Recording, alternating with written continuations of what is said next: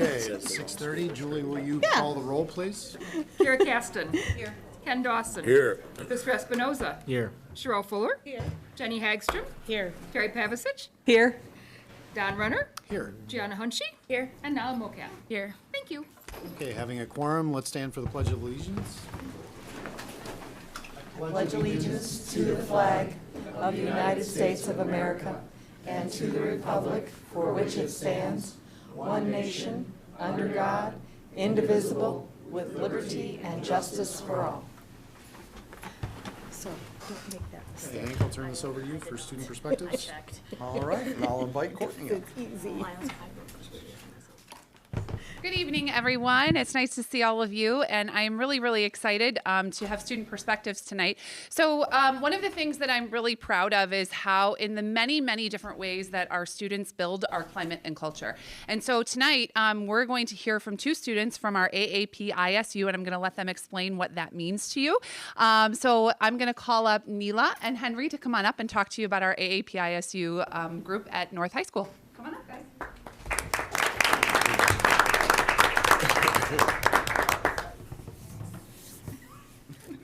Okay, hi everyone, I'm Henry, And I'm Leela. I'm a junior at Downers Grove North.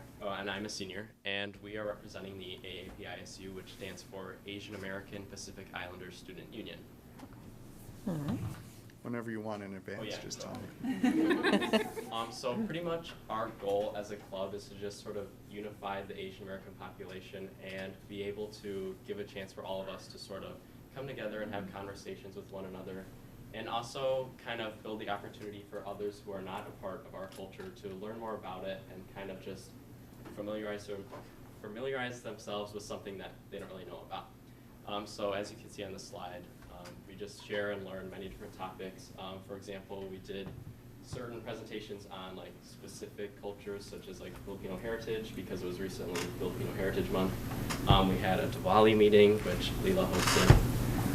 And we pretty much just want to build a community for AAPI people at DGN and be able to celebrate it. And that's something that we've had a great success doing so far at DGN.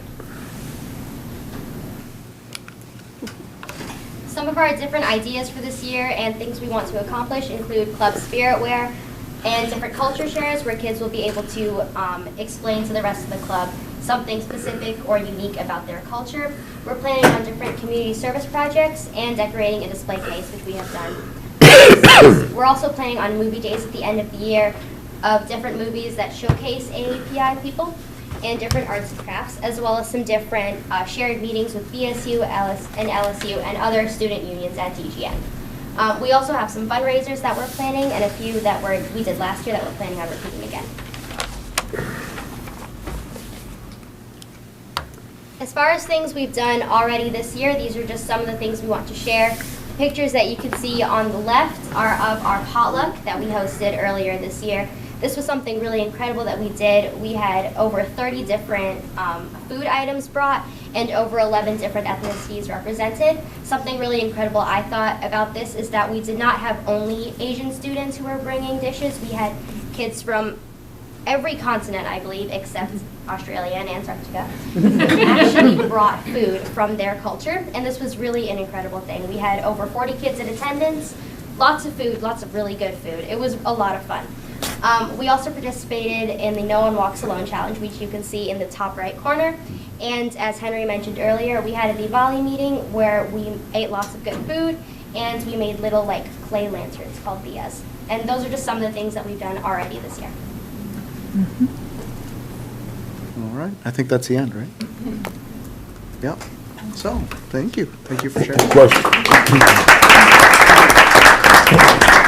One of the things that I'm super proud of that they do, and it might seem small to high school kids, but for adults like me getting older, it's really important.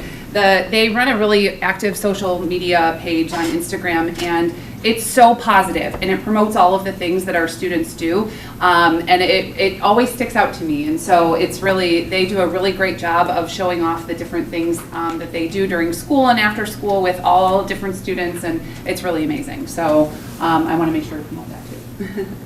So questions? How many students do you have in the union currently?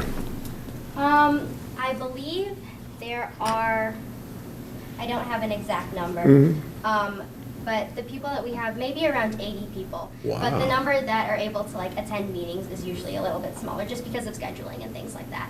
That's great, 80 people. Wow. And when was the club formed?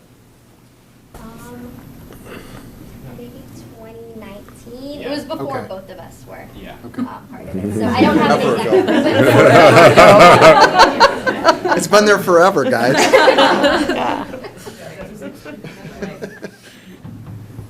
Any other questions? If there was one thing you had to say about the club that you, or union that you've learned or means the most to you, what would it be?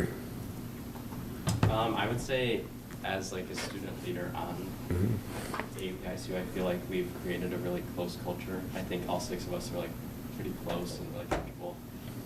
For example, one of the other leaders who couldn't be here, she hosted an event where we like made egg rolls at her house for the potluck the night before, so that was a lot of fun. Me and another leader were able to attend, so I think it's just nice to know that, you know, I'm able to find friends through this club. yeah, I'd say the same. It's a really great community of people, both the leaders and all the students in attendance. Through our meetings, through events like the potluck, I think we've all got to know each other really well. I think we've all become like a really tight-knit community, so that's really nice. Great, great. Very good. All right, well, thank you. Thank you, thank you.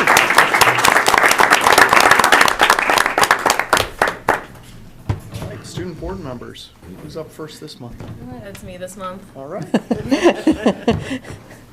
So, Downers Grove North is killing it at sports right now. For Yeah. starters. Our cross-country team just went to nationals, and I believe our boys were the 7th in the country for running, which is awesome. And then our girls were 16th in the country for running, which is also awesome. Yeah. So that's really good. And then our football team, we went to state. I was there, and it was very cold. Yeah, yeah. We didn't win, but we still got second. So we are first in our hearts. So, yeah, so it was a really good, I think, experience for the school in general, though, to be able to rally behind. Like, it's kind of like how basketball was last year for us. Like, basketball was a very big, like, community thing for us, where it's like everyone went down on the fan bus, like, to both U of I, UIC. So it kind of felt a lot similar to that. So that was really fun to be able to experience that again, but this time with football, which I feel like is even better because it's a higher like capacity for who can watch it. So there were so many people that went down to ISU. It was awesome to see. So yeah, I like that our school was able to like rally behind that and like have that sense of community. Other than that, it's finals. It's that time between Thanksgiving and Christmas. So lots of school. Our teachers have been doing a really good job providing support for students and not completely overloading us. Like I know I've been asked a lot, like, do you have a test on this day? Because it like, there are a lot of classes where it's like, oh, there's a lot of overlap between who's taking them. So our teachers have been really good about being conscientious about that. So yeah, good stuff. Yeah, so we're all coming back from Thanksgiving break, so it's our second week back, and I guess everybody, that was a well-deserving break. Like everyone was more relaxed coming back, like seeing it. People were just, I wouldn't say they were ready to take on the next weeks, but they were better than the week before Thanksgiving week, you know. So that's a win. And then with that, there's a bunch of like activities happening at DGS throughout the school to keep up the positivity of our community, such as we had for Access, we had our student choice days, while we also had our second seniors versus staff, which was the Scholastic Bowl, and seniors did win that with the last question was worth 11 points and only for the seniors, so we won. And I was moderating that. Really wanted the kids to win. Yeah.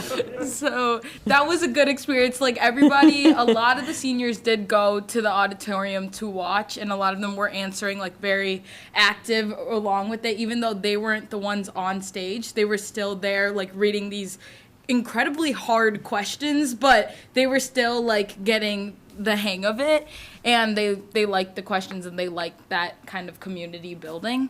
And then with that, we also had our Cocoa in the Commons starting last Friday, which is every Friday during the month of December. Students get have the option to get a free cup of hot chocolate.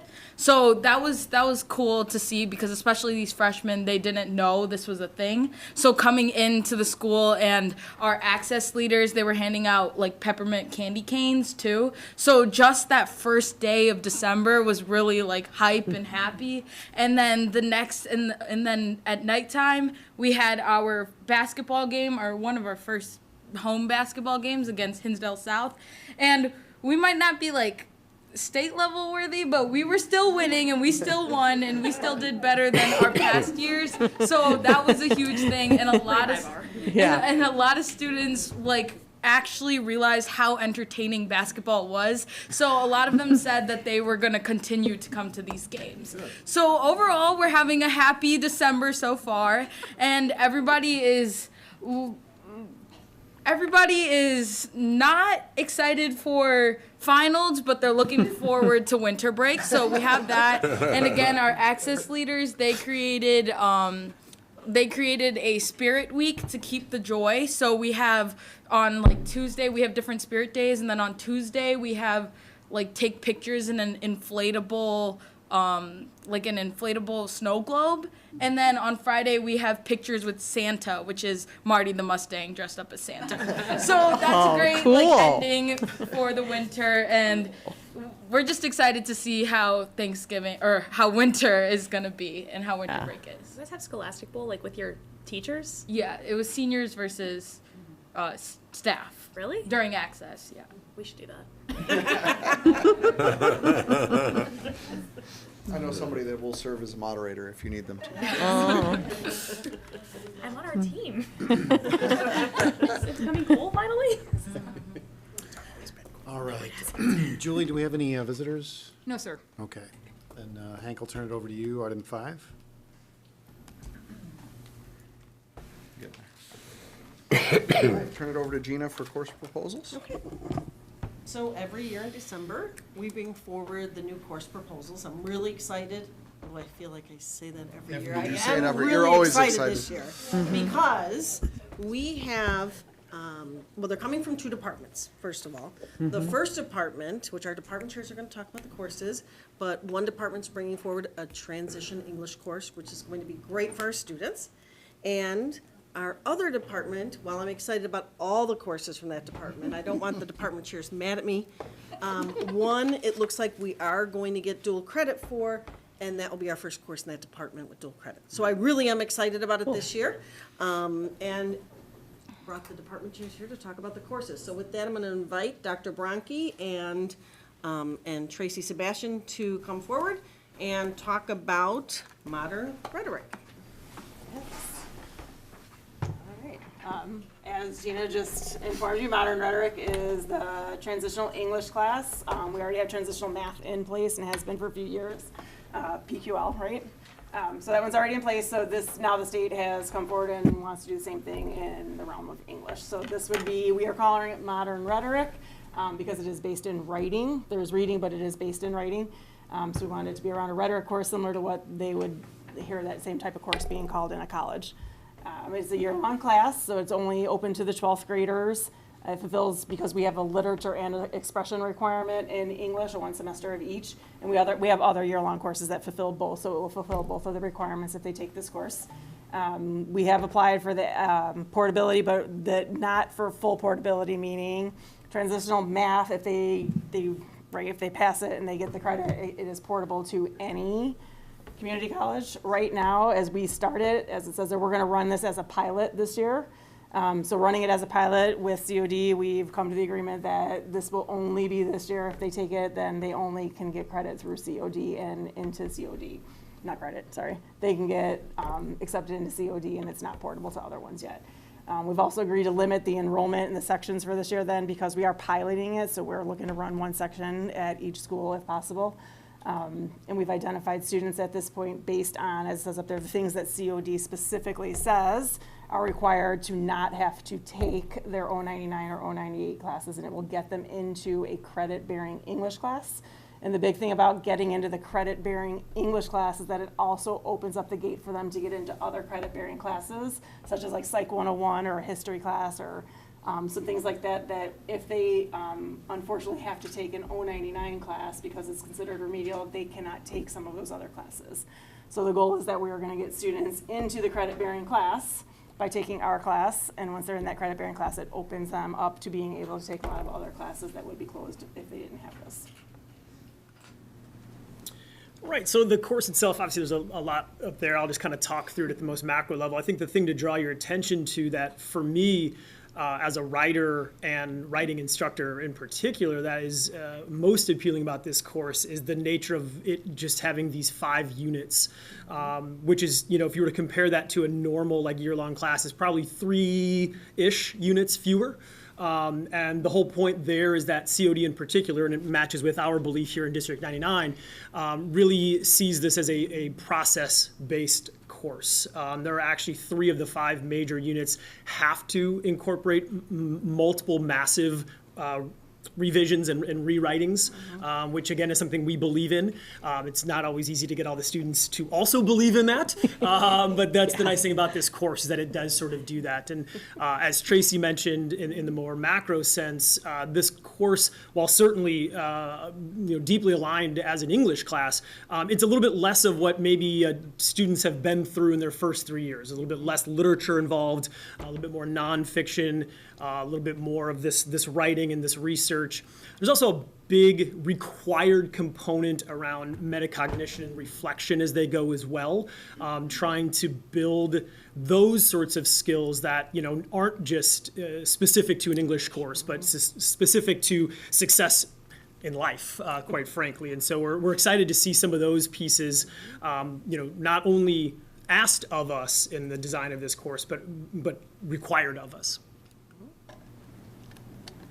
So following in line with what COD is asking, so you have these 5 units, they've told us what has to be incorporated them, as Dr. Bronke said, and then they actually tell you like what types of things that they would like to see as the texts that are used. And that first line is important because they don't want it to be, these couple lines, they don't want it to be simple text that you're just reading, it's not books. It's meant to be that way, so they want to incorporate all the different types of things that students will be seeing in their real lives. So like there are some, they want you to have to look at podcasts, they want you to have to look at short videos, they want you to, all the different types of mediums, and you use all of those, and they use them in their assessments. So not only using them as instructional tools, that as part of, it's not just writing, so a lot of the formative assessments are also asking students to use those types of things in the class as well. And then the grading, it is very similar to ours. 60% of the grade has to be those 5 major assessments have to make up a minimum of 60% of the final grade. And then overall, they have to get a C in the course. And if they get a C in the course, a C or better, hopefully they'll get better. If they get a C or better in the course, then we are saying that they are ready for college, and COD will then, they will not have to in any way take the entrance exam, and they will already be placed into a credit-bearing English 101 class, which then, like I said, opens up the door for them to other Very classes. good. That's very important. Yeah. So that's the basis of the class and how it's being put together, and what we have to do with it to move forward for our students. So I just want to reiterate a couple of things that are really important about this transition class. We already have, as Tracy said, Prep for Quantitative Literacy, which is our transition math class. This now would be transition English. Students who are successful would place at COD directly into credit-bearing courses, which is, I believe Tracy said, opens up the doors. But the other thing that I want to share is that it also opens up some other doors, and those doors being the diploma endorsements, for example. Students have to be considered college ready. This is one way to be considered college ready. You may recall, for some of you, years back, talking about the state's college and career readiness indicators, and transition English, like transition math, is one of those indicators. So this is huge for us, and I really appreciate Tracy and Chris being willing to take this on, because this is a huge endeavor, and Ryan Doherty has helped to support this, so I want to acknowledge that, as well as Jake and Keith. But Ryan really worked on this and worked with Tracy and Chris on that, so I just wanted to share that. Very good. I think it's fantastic that our high school students will learn how to prepare and deliver a PowerPoint presentation in high school. And one question, who is the ideal student for this course, would you say? A student who we would say is just below the meeting mark on many of our standards. So they would be the student that we want to make sure, so like they use, the indicators that they use is a certain grade point average, a certain score on the SAT, is it the PSAT, SAT? One of those. So they look for either an overall score to hit a certain mark or within the English, the evidence-based reading and writing score to be a certain mark. So we went through and I'd say this is where Jake and Keith went through and looked for students that did not meet those, but who are just below that specific mark. So we're looking for students that would be on that border. So if they had to take the placement test, they might not pass it. And based on those qualifiers, they would not qualify for the 101 class, for the credit-bearing class. So if they were not going to qualify for that class and they're on that cusp where they would have to take the test and possibly not pass the test to get into that, well, that's the ideal student for putting in this class because they're right there and this is the push to get them over the hump to be ready for the college classes. So if it's the SAT, would they know their score in time to register? So we can look at PSAT scores and To be a predictor. predict, not 100% accurately, what we can predict where the student would fall on the SAT. And that's pretty much what we're looking at. Because the SAT scores, we won't get until June. We're looking at which students will be in the class, now. Yeah. The list we're creating now. So. In the event one of those predictions may not have come to fruition, there's no harm with the student still being in the class, right? At the end of the day, no one's going to be hurt by being in this course. So. Good point. Remember, the majority of our students are going to College DuPage, right? And if they don't have to go through a whole entrance process and can go directly into credit-bearing courses, for many students that get caught in that cycle, they end up, a two-year degree can sometimes take 3 or 4 years as they work their way through the remedial pathway at the college level. So this is hugely important for our students that are making that transition to. Because again, it's not just about opening the English 101 credit. It is, I mean, when we talked to COD, they were very specific about how it closes doors to many other classes that they can't take until they are in English 101 credit bearing class. And while this pilot will be with COD for next year, right? We will apply for portability and hopefully that will be approved, or we'll do whatever we need to do to get it approved. And that means that if a student goes to another community college in the state of Illinois, which does happen for a variety of reasons, not just a student moving, but there might be a program at one school that isn't at COD or whatnot, it is portable. So they would go directly into credit-bearing courses at that community college. So that's what we mean by portability. And we have that for our transition math class and have had for a few years. Cool. So it sounds like there could be a cost savings too for the Absolutely. Yeah. And time, Absolutely. for sure. Especially if they placed all the way down and do an 098 class, then they have to take that and then 099 before they get into the credit bearing class, so. No, the completion rate of students that need to take remedial courses is very low. far lower Yes. than students that place directly into credit-bearing courses. Okay. So how many sections will you be able to offer that first year at each? They've asked us to limit it to Yes. one. and That's part of the yes, agreement, That's part of the COD. agreement One because at we're each piloting it because it's only to COD. So we have made that agreement with them to look to pilot one class at each. And then as we pilot it, then we'll make the decision to either move fully forward with that curriculum or a different one. And so then we can ask for the state for full portability. And then at that A lot of point- steps. A lot of steps. And at that point, it would be based on how many students are eligible and interested. So we're going to limit it for the first year, as COD has requested that we do, but I also believe that is a good thing to do as we're working through this. Yeah. Yeah. So I support Well, it. you get your feet wet. Yeah, it'll help us get up and running, so to speak, and figure it out fully before then we would hopefully, like I said, open it up to any student that is eligible fully. I would just say I applaud the administration and staff for working on this and with the focus of opening up doors for our students and putting them on a stronger foot to have success, in the next phase of their lives. So thank you very much. Thank you. Thank you. Thank you. Thank you. So our next set of course proposals are coming out of Fine Arts, and Jerry is our department chair at Downer South, and Gina's our new department chair. Well, newer, I guess, a few months in. Pretty new. at North, and they are coming forward with quite a few changes. So revamping our acting sequence. You may recall that we moved acting into fine arts a few years ago, and they're revising that sequence so much that we consider them to be new course proposals. So that's 3 courses with acting, and then 2 other additional courses. And since they're the experts, I will turn it over to them. Sure. So you did talk about opening doors, and over the last couple of years, we've really strived to find ways to increase access to for our students to the fine arts with minimal to no prerequisites or background. If you'll remember, we went with the Singer Studio last year, as well as revamping, changing it to music production, and all of those things that we have done so far are really just literally trying to increase access to our students and increase their ability to take what they want and find their interests and their voices in any sort of forum in our school. So we kind of took that a little bit further this year. Prior to this proposal moving forward, our acting sequence went acting 1, acting 2, and if you're, then acting 3. So each of those acted as a prerequisite to the point where acting 3 often didn't run or had to be stacked in order to run or run on a reduced enrollment. So working with Tiffany and Nathaniel at South, they thought of the idea of taking all the prerequisites out and instead giving students an opportunity to find the niche within acting that they like. So we're looking at acting for screen now or acting for stage with a capstone for that course of study to be Advanced Acting Studio. So if you take a look, that's the graphic right there. The left is past.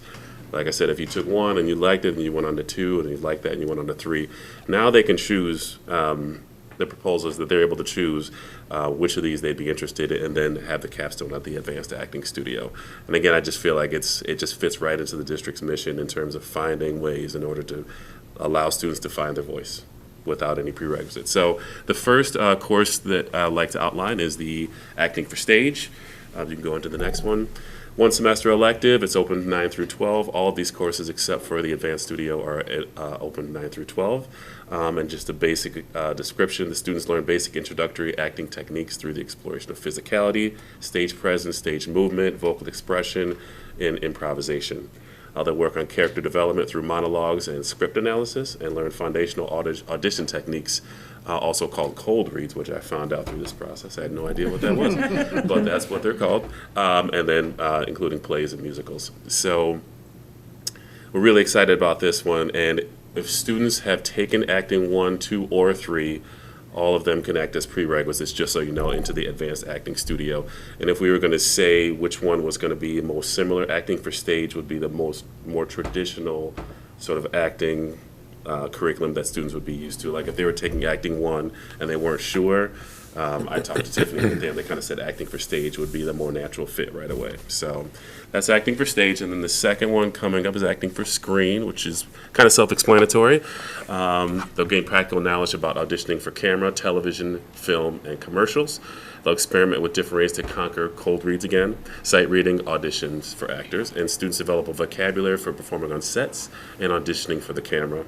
Learning about the business of acting, which also is like, I'm so glad that they put that in there, because so much of what that is how you can market yourself, how you can really get the savvy that it takes to be a business for yourself when you're going into something like acting. It's such a cutthroat industry. So I thought that is a highlight of the curriculum as well.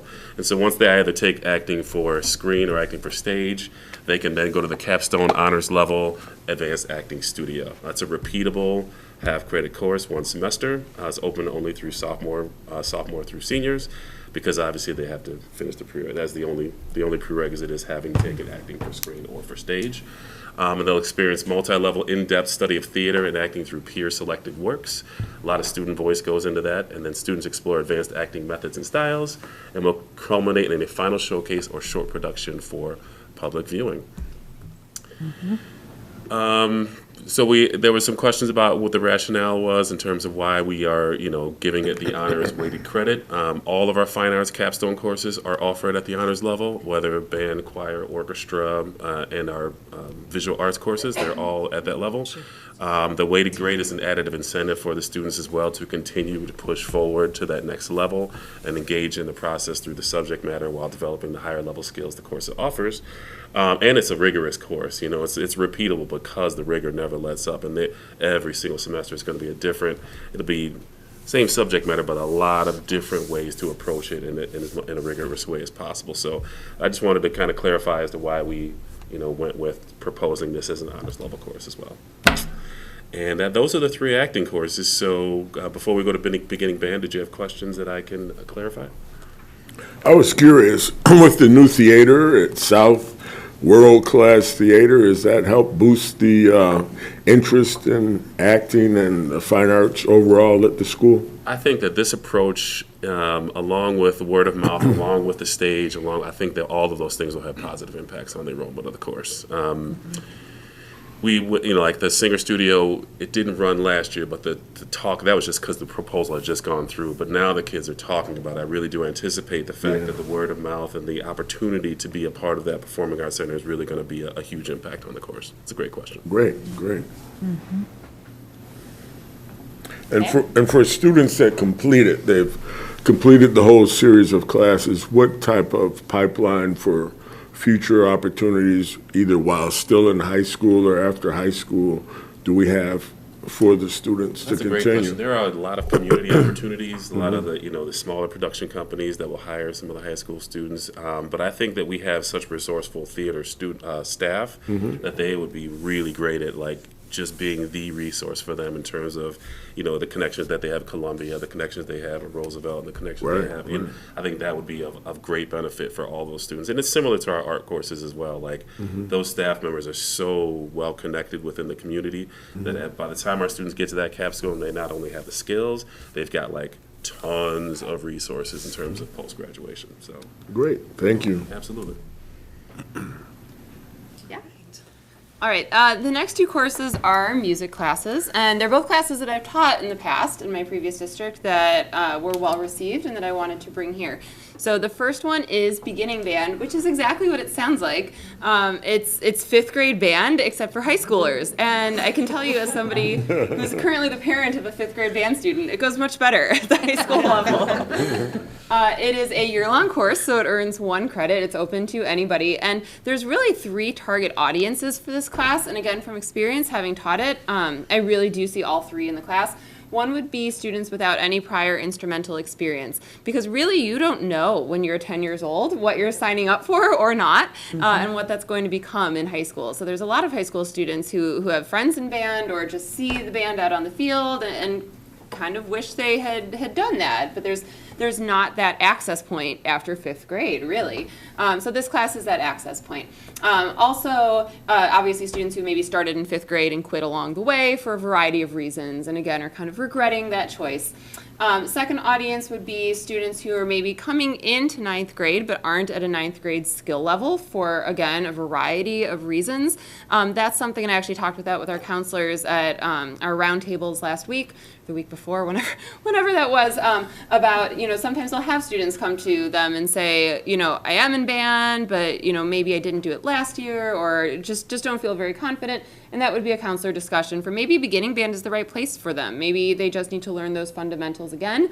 And a lot of times those students want to pick a different instrument too. And sometimes a different instrument really is just a better fit. So this would be an opportunity for that.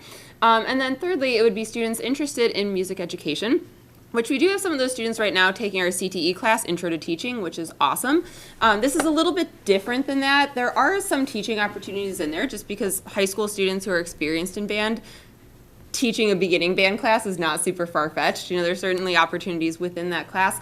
But also in my experience, those students I had were often choral music ed majors, students who were vocalists, who realized that in college, our certification, I'm a music teacher, our certification is music K-12, and you might be better at band or choir than something else, but your certification covers everything. So those students might realize that in college they're going to have to get some band experience, and this is an opportunity for them to learn an instrument and just get a little bit of a head start on that and make college a little bit easier in that regard. So again, just an access point to the DGN and DGS band programs. Once a student has completed this year in beginning band, they would qualify for our normal curricular band program. So they could go into, at North, it would be symphonic band. At South, what would be the next, also symphonic band? Wind Symphony. Yep. Okay, the next class. And again, as a sophomore, as a junior, or even a senior, then they're a part of that program and can access marching band and jazz band and all the other parts of our band programs. Assessment in the class, highly individualized. You know, it's just like any music class. Honestly, there's a constant feedback cycle of formative assessment, but there would also be playing assessments, writing assessments, and the students would have the opportunity to perform as well. I always had my beginning band class do a December concert. They're generally at about a 6th grade level, honestly, by December, and then by the end of the year, 7th, maybe even 8th grade level, just because, again, bigger brains, bigger hands, can reach the end of the trombone slide. Like I said, it goes a little bit better. So students would select an instrument in the first week of school. Rental opportunities are available. I always kind of suggest to students, if possible, rent an instrument from, we have a contract with Quinlan and Fabish for our rental instruments. You just know you're getting a good quality instrument, and there's a warranty for repairs when you do it that way. But for students without maybe the financial means to do that, we do at both buildings have a stock of instruments that students would be able to access for that. And as I said, they'd finish the class being able to enroll in symphonic band. Yeah, that's actually kind of all a duplicate of stuff I've already said. So I think that might be the last slide for beginning band. Yeah, any questions on that one, since this is a totally different direction? And Gina and I had a conversation about this, both being music people, that what the research and what Gina's experience has been, and my experience has been, is a kid that starts in 4th grade, come senior year, there's lots of kids that can start 9th grade and be on par or even ahead of those students that start. You know, it's just different kids at different times. You know, this isn't like a student's going to have to progress through all the years like they did. No. Yeah. No. It could be in 1 year they're in your top band. Truly, truly. One of my favorite success stories is a student who took beginning band as a sophomore, literally for no other reason other than he saw it in the course book and was like, meh, and signed up, learned trumpet. The next year was in regular band as a junior. His senior year, he was a marching section leader in the marching band. Still wasn't the best trumpet player, but he was a good marcher. And then got accepted to U of I for engineering and decided to audition for the Marching Illini and made it. And that completely, he came back and said it completely changed the whole trajectory of, you know, his high school and college experience by having that entry point. So it's important. All right, on the complete opposite end of the spectrum in some ways is our Introduction to American Music class. This is a semester-long class that earns half a credit. It's open to grades 10 through 12, and we've had, I think, very successful discussions, I think you'd agree, with COD about offering this class for dual credit.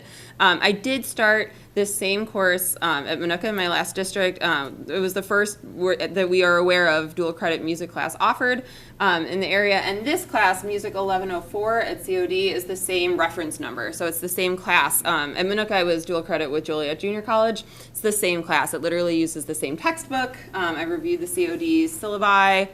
It's the exact same class. So I've taught this class actually for the past 10 years.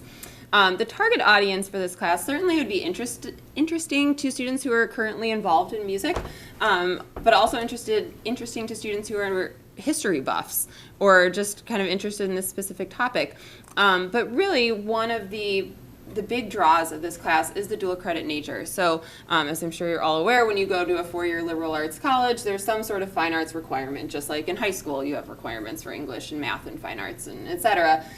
So, you know, while students who may be interested in majoring in music would certainly benefit from this, just for the music history experience, I didn't have an American music history class in college. I don't know if you did. So it's actually a really unique offering for music majors, too. But non-music majors, you know, your business majors and engineering majors and English majors are still going to need that fine arts credit. So this is a class that could knock out the fine arts credit for high school students, but also at the college level. So when they attend COD, certainly it's on their transcript there, but I had checked when I started the class again 10 years ago. We called ISU, U of I, Eastern, Northern, Southern, Western, Millikan, Wesleyan, and asked if this class would fulfill their fine arts credit at their university, and they all said yes. And I've had many positive experiences of students being able to transfer this class as their fine arts credit at the college level. So that's really, I think, a good opportunity for students to knock out that fine arts credit. That, you know, not to say their university won't offer wonderful fine arts classes, but if that's not their major, let's be real, it's less enticing once you're in college. So there's a little bit of instruction here in the elements of music. However, this is not a how-to, hands-on type music class. You know, for the student without music experience who wants that sort of thing, that would be more singer studio, that'd be more music production. This is a lecture-style music history class that there's a little bit of discussion of the elements of music, just to give them a common vocabulary as we go through the curriculum. So they'll be able to identify and describe genres, styles, trends. Actually starts with music of Native Americans and goes through colonial music, and then through really all the eras that you learn about in American history just through the lens of music. It goes through the Revolutionary War and, you know, the World Wars and jazz and blues, and usually ends up with protest rock of the 1960s, which is a fun ending around this time of year. But really, it allows them to understand music, but also honestly understand history and just culture and human nature better through the lens of music. And it's kind of an interesting twist on students who are already pretty quite familiar with American history, just kind of through a new lens. Mm-hmm. That might be, is that the last one? That's the last slide. All right. Questions on that? No. Some of these I'd like to sign up for. I've gotten that response a lot for this class. I love this class. My students would make fun of me every chapter we got, kind of like you were saying, every year you're like, this is so fun. Every chapter we would get to, like, guys, this is the best chapter. But it really is fascinating because you get to protest rock of the 1960s, and we started with literally Native American music, and you never feel like you jump. It's never like, well, now we're putting that away and talking about this. It truly is connected, and then students end the class with presentations about current artists with the task of connecting them to what we've talked about earlier in the semester, and it's really, I think it's super fun. I'm biased, but I think it's super fun. And are all these programs across the district? So the acting that you presented is at North as well? Okay. Yep. Great. So just let me know where to sign up. Absolutely. We'll do a summer class. Yeah. Just saying the final could be like if you could name all of the people in We Are the World video. How many of them are still alive? Thank you for bringing another dual credit opportunity. Yes. Yeah, absolutely. Mm-hmm. It's exciting. I'll also point out, I have been in the district 8 years, and every year I've been here, Gina and the curricular team of department chairs have found one or more dual credit courses to bring to our catalog. So that's a pretty impressive track record. Yeah. That's great. That's awesome. So where are we at that? Do we have like 15, 16 or? Most of them are in CTE, but remember last year we rolled out speech and we did end up running it. We had students sign up in both buildings. So we're definitely getting into some other areas, so very excited. And for this to be the first one in fine arts. Yeah, that's really cool. And so we have dual credit, and I think fine arts is unusual to have dual credit. It is. But for example, we have dual credit in PE as well, which a lot of schools in DuPage do not. So, so I'm really excited about that. And won't with the new requirement of this report card related to fine arts down the road, won't this help? Absolutely. Yes. Absolutely. Yeah. Good. I'm glad you were paying attention. You passed the quiz. Yes, remember, in 2 years, fine arts will count towards our report card. And having options like this definitely increases, between beginning band and our acting courses and having a dual credit course creates opportunities for students to meet that. Mm-hmm. Yeah. Very good. Thank you very much. Thank you. Thank you. Thank you. Thank Come you. back next month for approval. Yes. Yes. Next meeting. Or next meeting. I'm sorry. This month. This month. 2 weeks. I thought Indiana was a fabulous Thank you. school. Thank you. It's the most public affairs school in the country. I didn't think. All right. Yeah. Our next topic. Yeah. I mean, it's a beautiful campus. All right. Would you like for me to click for you, or would you like the clicker? can click. All right, I gotta that'll keep me more engaged. Okay, so I'm going to start us off. We are the 3 college and career specialists across both sides of town. My name is LeVon Robinson. I've been in the district for 8 years. Before that, I did some things with the White Sox and in nonprofit management. So thanks for having us. Hi, good evening. Thanks for having us. I'm Terry Mandarino. I've been in the district since the fall of 2012. College and career specialist and counselor. Thanks for having us. And I'm Adrienne Nolan. I'm the other college and career counselor at South. This is my 6th year, and prior to that, I was in CPS at a selective enrollment school. So thank you for having us. We're excited to talk to you guys kind of about what we do, some data that we have, and then kind of looking forward some trends we're seeing in like what we're going to do about it. So I am going to talk about our current programming and events that we have. So both schools run a multitude of college and career programming and events to help kids explore post-secondary paths. There's a lot of them listed here. I was told we only have like 10 minutes, so I'm not going to go through all of them, but I will highlight a couple. So the first 3 we run together as a district, both high schools combine, and we market this together. We do a FAFSA and financial aid night, both in English and in Spanish. For all district families. We run a Conquering College Cost Night, which kind of supplements that. It talks about, we partner with someone who does it, but he talks about other ways to help pay for college. And then we do a College and Career Exploration Night, which I think we used to do separate as 2 buildings, and then we combined, and so now we do it together. And it's a really good kickoff way for junior families and parents to explore different post-secondary paths they can take after high school. A lot of the other events listed there are partnerships we have with College of DuPage, Illinois Student Assistant Commission. We visit a lot of AVID classrooms. Our newest partnership is with Green Halo Scholars, which is a local nonprofit that helps underrepresented students get mentors and help for college applications. And then we did want to highlight what we do during our access lessons. Both high schools run a comprehensive counseling curriculum that highlights a lot of post-secondary planning. That includes going into classrooms 9 through 12, pushing into access lessons, and running a full curriculum. So we do small group lessons for each grade level. At North, the curriculum is called Discover You. At South, the curriculum is called Focus. It's pretty much a parallel curriculum that we create and tailor every year to make sure we're meeting the needs of our students for post-secondary planning. And then with the advent of access, we've also been able to create new lessons, again, touching on the financial aid piece. So we have a How to Read Award Letter lesson that all seniors take that started last year, and financial aid overview lessons for juniors and seniors, just because they're such heavy content topics and we're not always able to get that into the Discover You and Focus curriculums.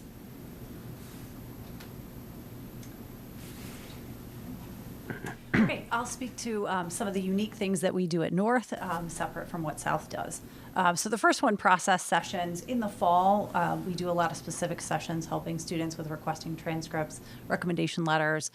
We also, across the lunch periods throughout the whole month of October, offer post-high school planning workshops where we'll help students with anything related to that planning. We do start to focus in that last week of October to help students meet that the early action deadlines, and so we do focus on college applications that last week. We offer a lot of essay writing support through those workshops, but also through, we usually have a guest speaker from a college representative who comes, and then I work with some various teachers in their classrooms also. And then I also work with teachers on more career exploration through classrooms. We offer a senior panel in the fall for our current juniors, and seniors are really just talking with juniors about their experience going through that application process. And then in the summer, I do kind of various things, but this past summer, I did a Building Your College List, which was a virtual session. And then we did 2 common application workshops for students so they could get a head start before school started as well. And then at South, we just wanted to highlight the unique events that we do as well. Next week, or actually this Friday, we're polling students who have high GPAs who haven't requested any college applications yet. So we call it a zero app workshop to kind of target those students and see if they need extra help or what's going on. We do a similar panel, like of graduates that North does. We have a parent who's a Downers Grove South parent, has like extensive work history in advising at like Williams and University of Chicago and Michigan. And she now is an independent education consultant for CollegeWise, but she comes and just volunteers her time with us. And it's been a nice partnership. I feel like sometimes that's, in our profession, can be dicey, but like it's been an awesome partnership. This is the second year she's been coming in on Fridays to help students build lists and help with essays. So we're continuing that. We also have social media interns at South, which has been fun. That's in alignment with the internship class, the new internship class. So 2 of the kids in the class just come to the College and Career Center, and they are our social media interns. So you can follow us, everyone, at DGS_college. We do career stuff too, but it wasn't long enough. We just did a teacher appreciation breakfast on Friday to thank our teachers for writing letters of recommendation. And then we run a special circumstances group, which is post-secondary support for our undocumented students. Okay, so this next section of the presentation I'll get started on. So there's 2 types of data that we're using, and I'll try to cue you at which one each is as we go through.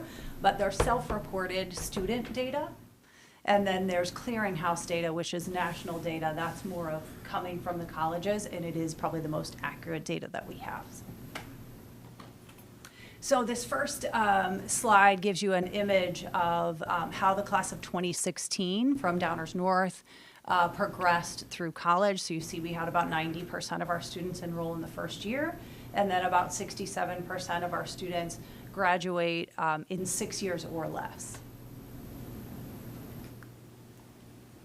And then the next one, and I'm sorry, I didn't say on the last slide, that is national clearinghouse data. And then the second slide for this section is self-reported from our students. So our students take a survey in the fall or in the spring, towards the end of the school year, around May, and let us know what their plan is after high school. And so we had a large percentage of students say 4-year and 2-year college, and then we had smaller numbers choosing other paths outside of that.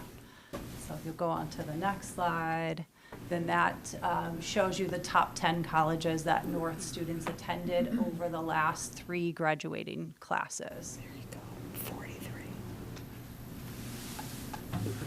And then I'm going to talk about South, the exact same 3 slides, but for the South data. So our, we have 70 of the class of 2016, again, the data, the most recent updated data we have from the clearinghouse is that 76% enrolled in college in the first year. And then our 6-year graduation rate is 51%. And then our self-reported data, so from the last 3 graduating classes, is that a little under half of our students said they wanted to or were going to go to a 4-year college. And then about 37% said they were planning on going to 2-year college. And then our numbers are a little higher for those other options. I just did want to note too though, because it is self-reported data, it's obviously not 100% accurate, and I know that we have more students that have enlisted in the military because we kept better numbers of that last year.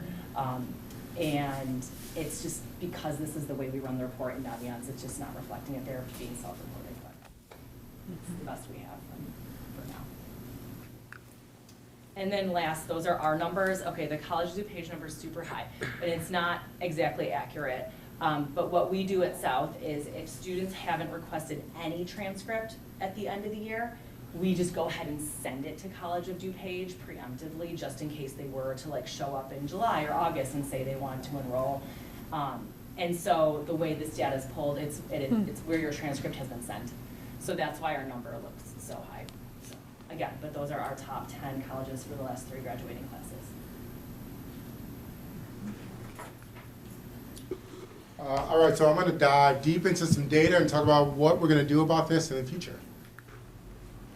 So as we look at our class of 2023, similar to what Adrian said, we know about 50% of our class wants to get a 4-year degree, and a third wants to get an associate's degree than like a small smidget of students doing other things or they're undecided. One of the things that we do in May of senior year, we ask every senior, so you've made your decision, why did you make this decision? And for the majority of students, they're choosing based on cost, and this is a trend for the past 10 years. So later I'm going to talk about why that's important and what we're doing about it. And also a lot of students are choosing colleges based on the major. I'm going to talk about why that's important and what we're going to do about it. So, okay, so a lot of data on this slide. For DGS, these are our top 20-ish schools for the class of 2023. And I highlighted a few things because it kind of speaks to how we guide our students. So the schools in yellowish are highly selective schools. If you look at Northwestern and University of Michigan, our acceptance rate is like dismally, like it's low, it's a highly selective school. So we know we need to support students that want to go down that path. If you look at the schools in red, Loyola and Marquette, two private schools, we're getting a lot of students that are admitted, but very few students yield. And we think that's because they don't give a lot of financial aid. So we know cost is a big thing. What we're going to do about it, which we're going to talk about. And then the schools in green, those are public in-state and out-of-state schools where we are yielding a lot of students because we are finding that they're affordable for our students, which I think comes up in the next slide. Yes, so we know based on family income, a lot of our students are choosing to stay in the state of Illinois because Urbana-Champaign now has a program where if families make under $67,100, they get free tuition. Southern Carbondale just upped that number to $103,000. Those families are getting free tuition. So we're really pushing this option to our middle income and low income families. And then out of state trends, if you look at the bottom, Illinois State is about $28,000. We're educating our students that there are options out of state. And these are just a couple in Milwaukee, Missouri, and Western Michigan that are pretty comparable. So depending on your family, your circumstances, you don't have to stay in state, and going out of state may be comparable or even cheaper.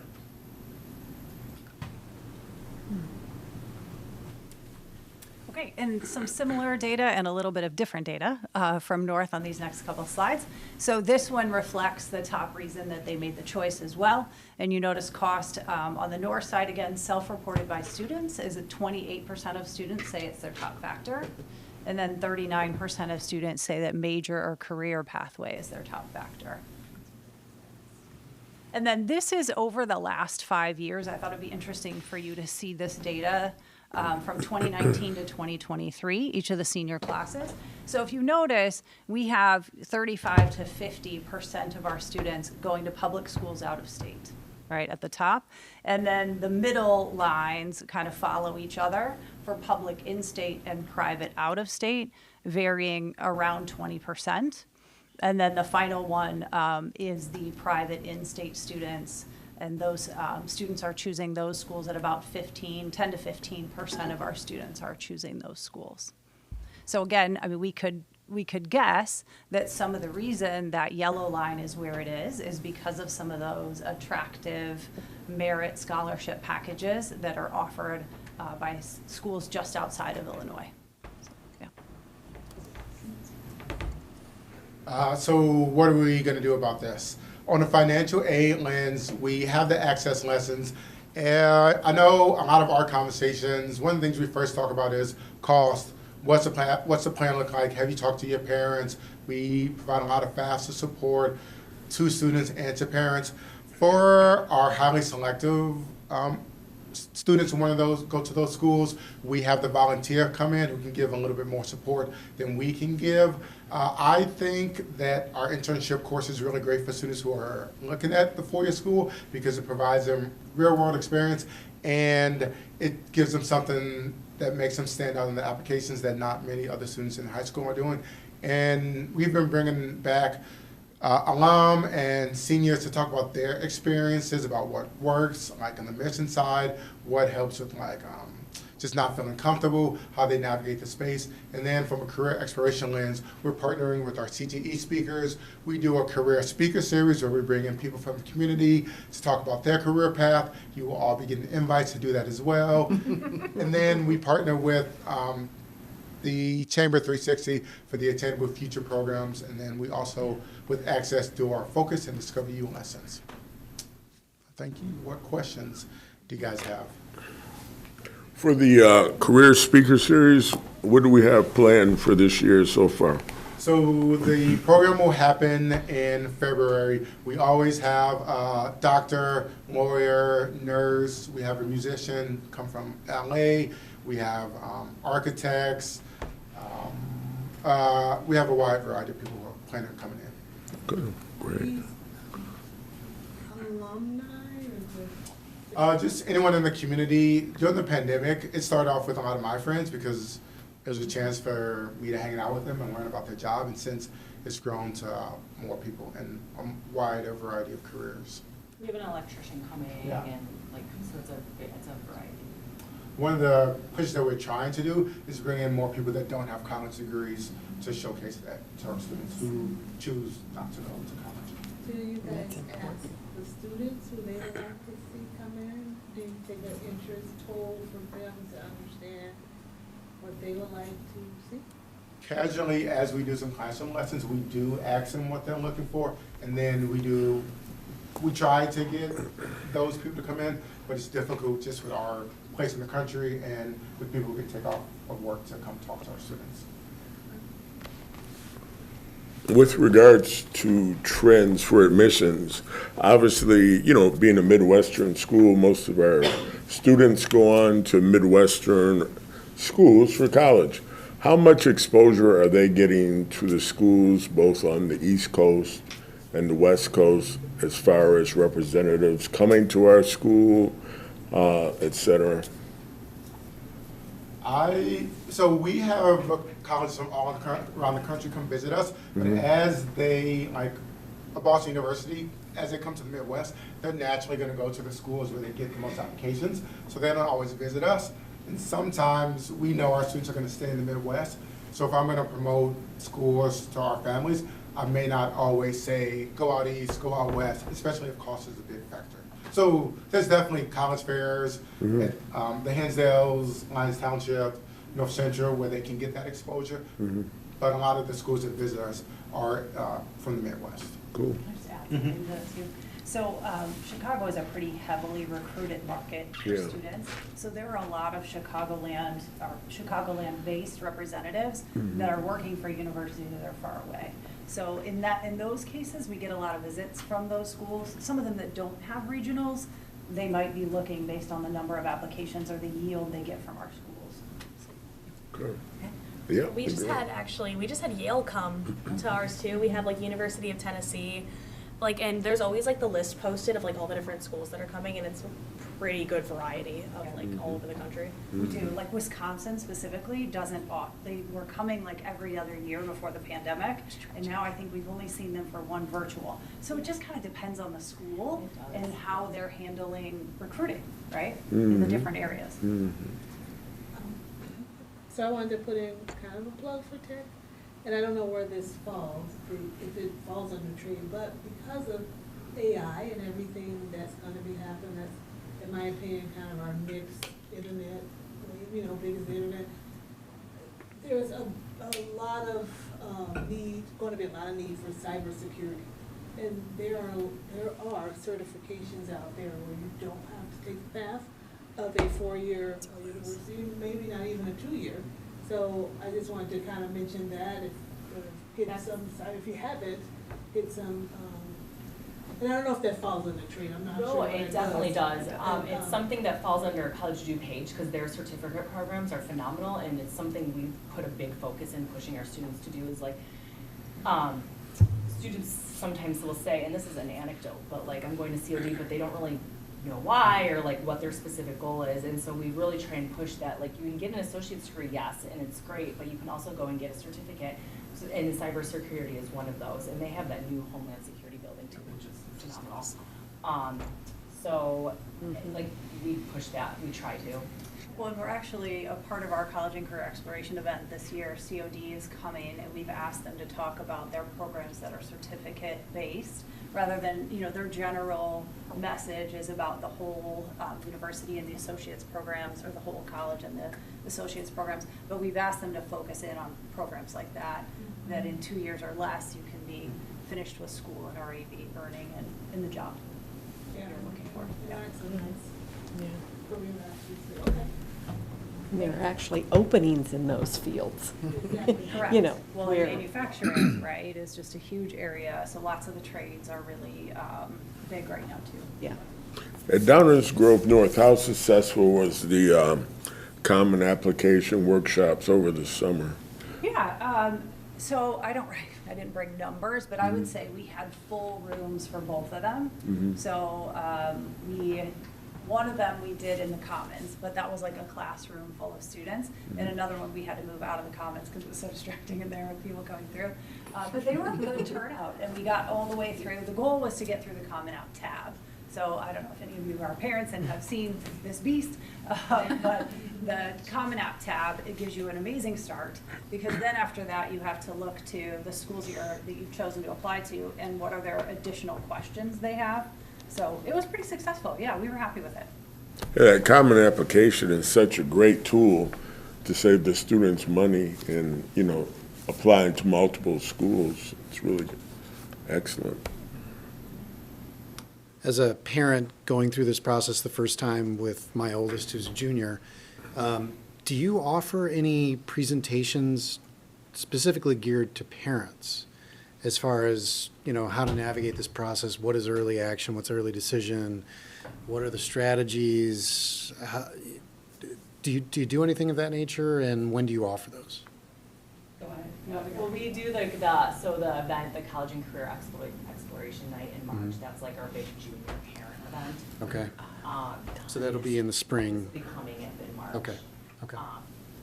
Which will be virtual, I believe, this year, just to make it more accessible to all parents. And then we do a lot of communication via email in different forms to push out. Like, we have a guide that's out that has what is early action, what is EP.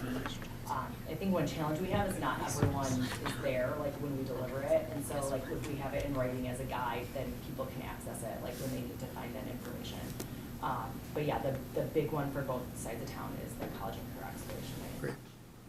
And on the north side, since I know you're a north side parent, we have a College and Career website that has that information as well. Okay.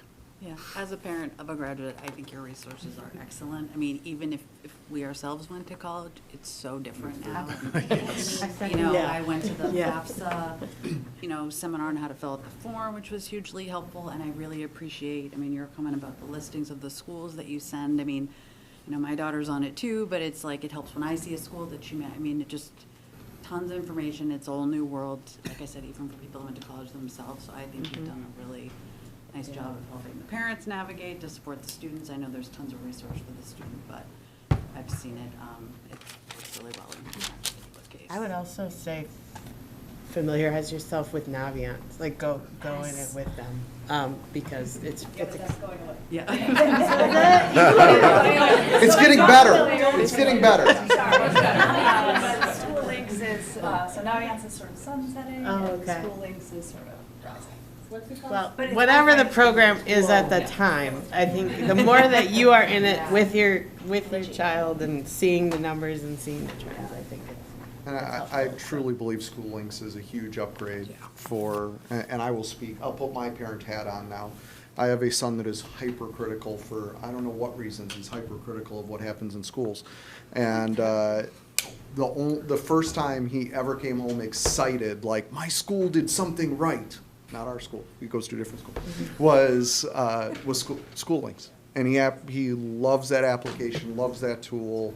He's like, this is really good. He was super positive about it, so I'm excited that, I think our kids will have that same experience with that tool. I've actually onboarded as a parent in another district as well, and have gotten to see our middle child kind of navigate it, so, yeah, it's amazing. Yeah, it's also been really interesting too, with the Common App, the amount of schools that you're able to apply to because of the Common App. I applied to 15 schools, and like that may seem like a high number, and that may seem like a lot of work, and it was, but it wasn't as much work as it could have been if I applied to 15 schools like individually completely by themselves. And another great thing about the center is that on the website they have like all the stats that you could ever need to fill out the application too. So they have like our class size, and then they have like I the month of October I lived on the college and career website just because it is just like a hub for like everything that you could ever need for college. So yes, good job. I'm glad you're looking at it. Two things. One, I appreciate the effort that you've all made to make these resources available to students. I can speak for myself. When I applied as a student at Downers Grove North, but neither of my parents went to college, and so neither of them had any. They were of no help in navigating financial aid or the Common Application or any of those things, and I made a bunch of mistakes when applying to college and suffered for it the past few years. The second part of that is, how have you been able to address those types of situations with students who maybe have absent parents for whatever reasons? And is there any way that you hope to improve that for the future? I think one of our goals is to target students earlier. We have a ton of data where we started looking at students after their fourth semester, so into their junior year, and we started to see who are our highest achieving students that got good test scores, whose parents didn't go to college, and then we started to target them for special interventions. Like we had the alumni panel come a few weeks ago. We send students that come from marginalized communities or are first-gen like special invites to certain things. And similar at North, we actually run a group that we call the junior one? Next 4, I think is what we call it. So we target students from some of those areas and then have them in a weekly group where we sort of go through the junior year. We go through the different processes that they're going to need and help them with the research. So tons of things like that. We're actually trying to target that population specifically and provide supports where we can. So I was just going to piggyback off of this. So that's super important to me as far as a lot of times, your access to information and lack thereof will determine exactly what Chris said. What happens, how the rest of that path could look.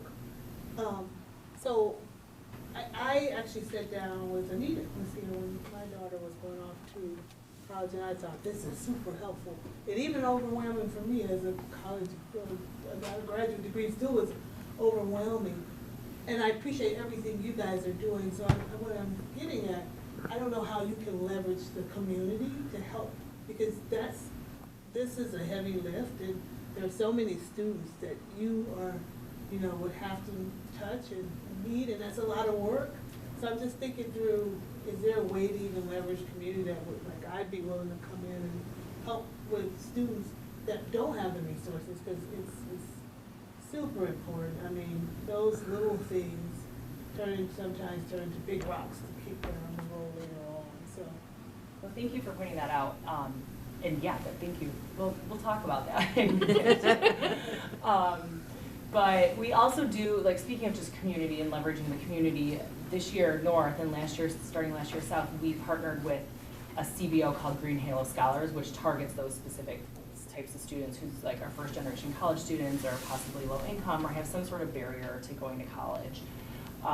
And then we get to nominate about 4 to 5 students for each starting junior year to be assigned a mentor and have that one-on-one support. And then I actually also just thought of how, and I glossed over this in my slides, but we partner with our AVID classrooms too, because that, AVID does find those students and then helps them through those 4 years. So between the 3 of us, we're constantly up in AVID. Again, although the students in AVID might not be our students, they typically end up coming to us anyway and getting that support. So those are some other ways how we reach those kids. Well, another thing we do too is with our career speakers, that's a standard question. Who were you in high school, right? And what did you study? And how did you get to where you are, right? And one of the things that happens at Attainable Futures too, I think for all of our kids, that last networking session, kids always come away from that event saying, no one did what they set out to do. Yes, that's true. They learned a whole lot on the way, right? And so we so often have this ABC plan, right? This is going to happen and this is going to happen. And so it's nice for them to see our speakers talk about those things and how life took a left turn when you were hoping for a right. So yeah. I wanted to echo that, like everything you're saying is valid. We have caseloads, there are mental health concerns. Every year we reevaluate our programs, try to figure out, we can only see so many people in our offices, but how can we partner with our college representatives? How can we get more students connected with CBOs? How can we start more partnerships with nonprofits in the area to make sure that every student is getting the support that they need, if it's one meeting or if it's 10 meetings with their parents?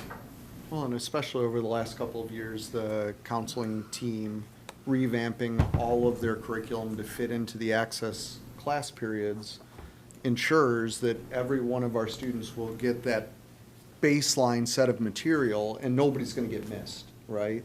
And that was a huge lift to get ready for the new schedule and to put that in, and it'll just keep getting better year after year, but that is where it kind of just starts for everybody and nobody gets missed by putting it into that space in our school year and our schedule. Between the three of you, any of you guys have a great human interest story of one of our students that came through our programs that has probably reached back to you and you know how much of a difference you've made in their life or anything of that nature? We had a student maybe 3 years ago. She was an English language learner, went throughout the community. Her parents didn't speak English. She was the one who went to the doctor's appointments, took the hardest classes we offer, got all A's. We recommended she do our program with Northwestern, early decision to get in. She didn't get in initially. We kind of coached her through the process, and now she's at Northwestern, full ride scholarship, and I think they give her like a $2,000 or $3,000 stipend to cover all her books. And she's come back to speak with students about like navigating college from a first generation standpoint, and just some of the things that has worked for her. That's fantastic. Very good. Very good. Thank you. There's lots of those stories. I feel like there's so many different ones. I mean, I've heard the ones that, thanks for making me stay in, an AP Lang class because, I improved my ACT score was at the time, and college level English is so much easier for me than it is for my roommates.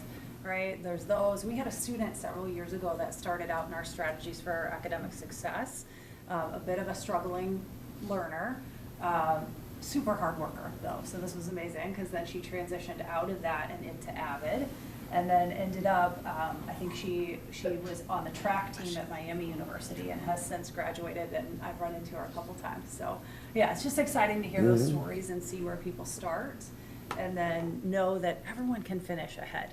Right? Yeah. So. It's funny, I ran into a student about 2 weeks ago, and that had graduated from South, and asked her about her experience, and she shared, I wasn't the best student, but I want to talk about how prepared I am, how prepared that Jonesboro South, she was like kind of, giddy about it. So those are the things that make me excited. I actually shared that. Those are the reasons I'm excited to stay on the board. So kudos to this work you guys are doing. Well, I will also just point out that one of the board's requests this year was receive kind of this post-secondary kind of data. I appreciate that you guys doing my job for me and bringing that data in and presenting it. And thank you for your time this evening. Thank you. Thank you. Thank you.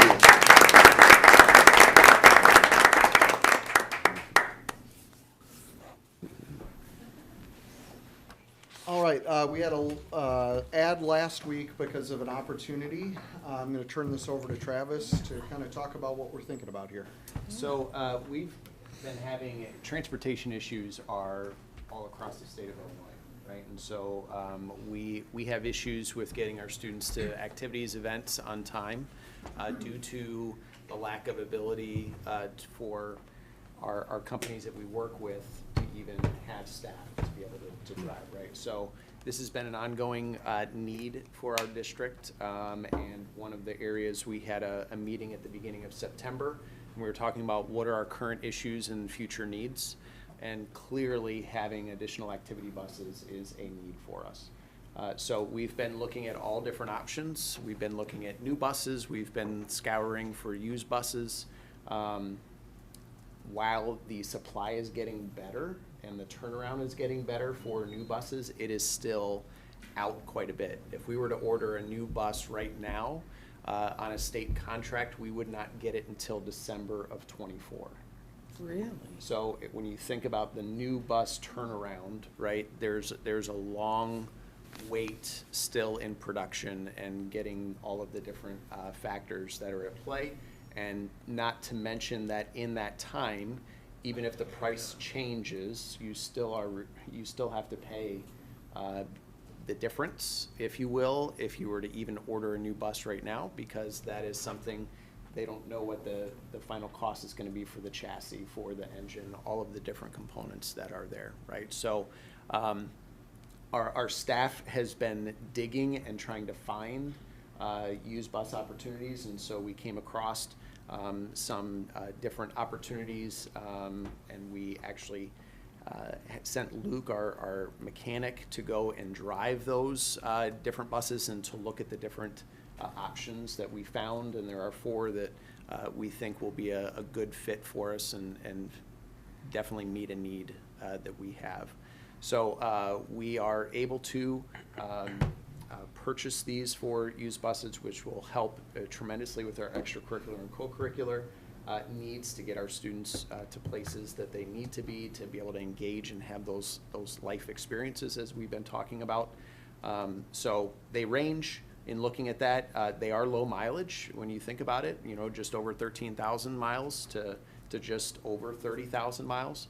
And for a bus, that's not very many miles, right? So we're excited about this opportunity. So wanted to present this to you, and I'm glad to answer any questions that you might have. Why would they sell them? So different, in Illinois, it's interesting, right? So you have a 5-year depreciation. So you can claim and get reimbursements for different mileage for different trips based off of the time that you first purchase a vehicle. So you notice that these are 2017s, right? So likely that's what's happened, where a district has gone and utilized the life of that time, and then they've traded it in to either purchase another, either new or a used bus. Oh, so, because, when you look at 13,000 miles or 15,000 miles, I mean, that's Not like much. nothing Right. in comparison to a bus. I mean, although a run could only be 2 miles maybe. Correct, right? It all depends upon the region and where that bus was run out of. And Right, right. So, getting rid of something that's still has quite a bit of mileage left on it Yep. seems, it's a win for us. yeah, it is. But I mean, you wonder if there was a Well, problem that's why or. we sent our mechanic over to Correct. look at them and drive them and make sure that they were in. And they will all have And to they- pass the safety lane. They were not in an accident or No, anything. no. Got the No. Carfax. No, yes. No, they will all have to go through and be safety laned before we, and that's part of the process, right? They will go through anything that's addressed in when they try to pass a bus through the safety lane. That is on them to fix, and that would be taken care of. So when we get those, they would be ready to go. Well, maybe I missed this, but why is there a shortage on new buses? Are we having Production. parts issues? Production, so we Production. haven't fully caught up from the whole chip Have never, okay. thing, right? And so it's been a domino effect, and so it always takes longer for it to rebound on the end. And so we're starting to see that, because they were about 2 years out. Then they got to about 18 months, and now we're about a year out. So hopefully that will continue to decrease, while the prices aren't decreasing. Right, they're going up, but it's really tough pill to swallow when you have to pay more and then wait longer, right? So, yeah. And we routinely have situations where we want to take students somewhere and we can't, and we have to come up with an alternative, or like what would be some examples of things? So that- a lot of this, spring is our busiest season, right? So when you think about our sports and different activities that run, we oftentimes have to wait until, if I remember correctly, sometimes our students aren't getting to places or even able to get on the bus until like 4 o'clock to get to an event. You have to So- wait for the normal run to Right. finish, Because to drop all the kids off at home and then come back to pick them up to go. So our bus companies that we contract with don't have enough drivers. They have enough vehicles, but they don't have enough drivers in order to run their regular route and run those extra routes. So, and again, that's an issue across the state of Illinois. That's not unique to us. It's not unique to No. us. It's a growing issue that I think will continue. These are the smaller buses, Mhm. right? Right. So these are like, you don't have to be a bus driver to drive Correct. these buses. You just need a could be driver's license. You have to have a driver's license. So coaches are driving these. Right, yeah. Coaches, advisors.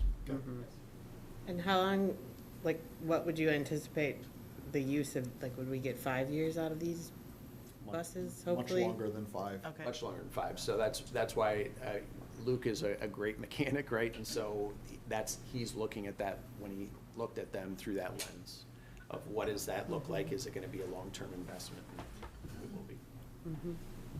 And just to give you an idea of the impact on our fleet, we currently have 6 buses at South and 3 at North. So we would add 3 of the 4 at North and bring them up to 6, and add 1 additional at South and put them at 7. They have a slightly larger student population, and that would, help close some of these gaps. North High really felt the pressure last spring. I mean, both sides did, but it really impacted North because they had such limited access to activity buses over there. Now, are we still looking for more? Yes. Oh, yes, yeah. And what are we anticipating, another 4 or 5? I don't know. We'll buses? see what we're able to find and what prices they're able to come in at. Okay. And we'll also see how this impacts our needs. The other thing, this is an unbudgeted expense. This isn't in the budget. We're gonna use fund balance to offset the cost of this. However, this is kind of, it is an investment, because every time one of our coaches is driving, we're not paying for, the bus company to drive our students. So there is a slow but steady payback on this kind of Cost investment. savings, yeah. Okay, all right. And we can All right. afford it, George? Dree? Dree says yes. All right. I don't want to put us behind. This is kind of, as Dree says, this is core to our business. So this is the kind of thing where if you have that opportunity, you take it. And really, there's no relief coming in the idea of additional bus drivers. There's just nothing on the horizon. The opportunity to purchase new buses is at least a year out, right? So, and you're looking at a price tag of $85,000 and up for a new vehicle. So there's a significant savings here in this purchase. So because of that, it's our recommendation that the board take action tonight. We typically would have talked about this multiple times, but this is, if we don't buy them, somebody else is going to. So we wanted to get this in front of you tonight, and it's our recommendation that the board take action to authorize us to purchase these vehicles. Any other questions? Okay, then I would like to ask for a motion for the Board of Education to purchase 4 14-passenger 2017 Chevrolet Starcraft activity buses at a cost not to exceed $59,754 each. So moved. Second. Chris moved, Terry seconds. Thank you very much. Chris Espinoza. Aye. Terry Pavasich. Aye. Kara Caston. Aye. Ken Dawson. Aye. Cheryl Fuller. Aye. Jenny Hagstrom. Aye. And Don Renner. Aye, motion carries. Item 7, Julie, do we have any other reception of visitors? No, sir. Okay. Then on to item 8. I need a motion for the Board of Education to go into closed session for A, the appointment, employment, compensation, discipline, performance, or dismissal of specific employees, specific individuals who serve as independent contractors in a park, recreational, or educational setting, or specific volunteers of the district or legal counsel for the district, including hearing testimony on a complaint lodged against an employee, a specific individual who serves as an independent contractor in a park, recreational, or educational setting, or a volunteer of the district, or against legal counsel for the district to determine its validity, and B, collective negotiating matters between the district and its employees or their representatives, or deliberations concerning salary schedules for one or more classes of employees. So moved. Terry moves, Sherelle seconds. Thank you. Terry Pavasich. Aye. Sherelle Fuller. Aye. Jenny Hagstrom. Aye. Kara Caston. Aye. Ken Dawson. Aye. Chris Espinoza. Aye. And Don Renner. Aye, motion carries. For the members of the public and those in the meeting, the board will not be taking any further action other than to adjourn after we come out of closed session. Have a nice evening. All right, short break and we're back in here. Yeah. No.